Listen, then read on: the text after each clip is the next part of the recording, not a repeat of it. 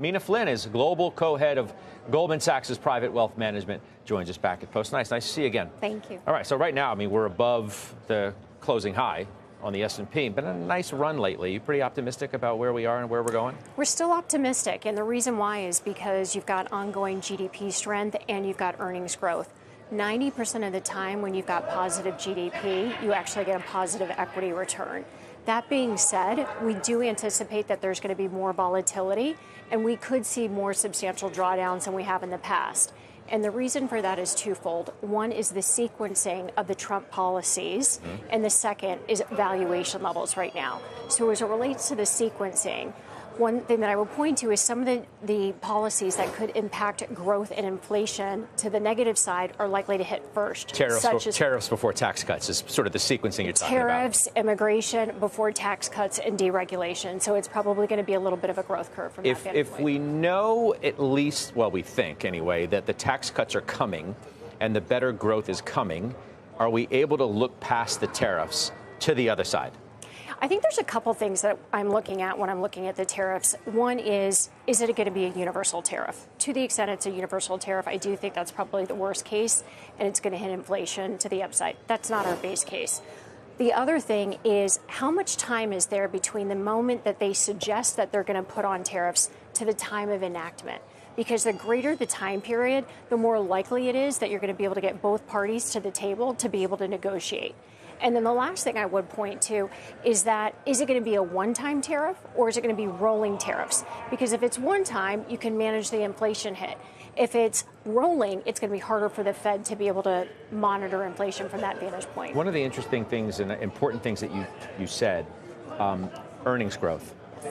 The multiple is reasonably full, right? I mean, how much more multiple expansion can you get in this market? You need earnings. And you need earnings to be really good, don't you? 100%. And you're confident that we will get that? We're confident that you're going to get strong earnings. I mean, look at this quarter alone. You've got earnings that have beat estimates, and we're calling for plus 10% this year. And actually, to your point on where valuations are, if you look at the last 10 years, 70% of the return has actually come from earnings and dividend, not from multiple expansion. And then the other thing I would point to, because this is a question we get most from clients, is this valuation question, is that we've been in the 10th decile of valuations on the S&P since December of 2016. Since that time, the market's returned 200%. In other words, don't pay too much attention to valuation. You can still make a lot of money in the stock market. In terms of where the liquidity is going to come from to help push this market higher. There's been a lot of money sitting in bonds. They've been more attractive again. There's been competition to stocks. Obviously, as rates have gone up, prices have come down. The fact that rates have been up, you've had money sticking around in money markets, too. Sure. Take less risk. Is money finally going to come out of money market funds and help fuel this rally? Yeah, I would say in addition to supportive earnings, we also see a couple other factors that are positive for stocks. So one is, to your point, money market funds. You're sitting on $7 trillion of assets there, and we are actually forecasting that the Fed's going to cut 2 times this year. So to the extent that you continue to get solid growth, we're probably going to see some of that capital cycle out of money markets and into riskier assets. The other thing I would point to are buybacks. We're preparing for a record $1.5 trillion of buybacks this year. And so that market, or the window, is really starting to open up right now for companies to start being able to buy back. And then the other thing, which we heard about a little bit today from Davos, was tax cuts on the corporate side. And so to the extent you go from 21% to 15%, we anticipate that every 1% change in the corporate tax rate increases earnings EPS by 1% on the S&P. You're thinking about the deregulation story, I think, through increasing your exposure to alternatives.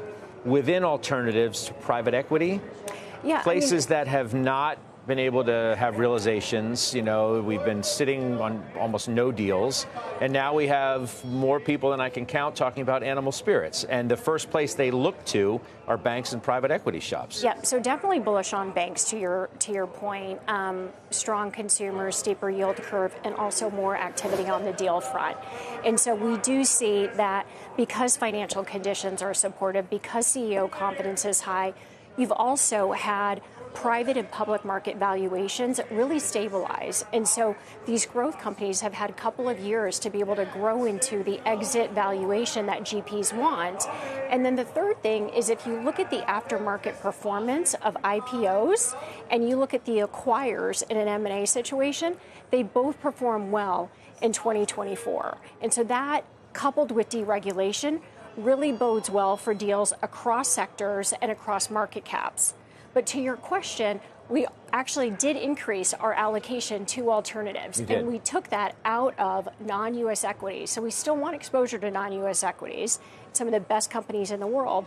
But we actually incrementally increased our allocation to both buyout and growth.